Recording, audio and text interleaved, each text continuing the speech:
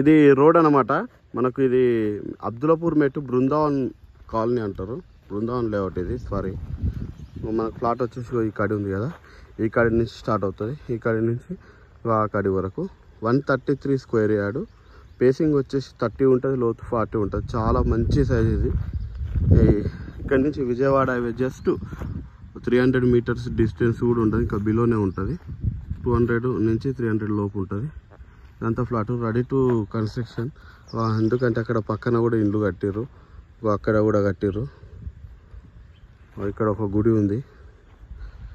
Investment purpose అయినా ఫ్యూచర్లో కట్టుకోవడానికైనా చాలా బాగుంటుంది.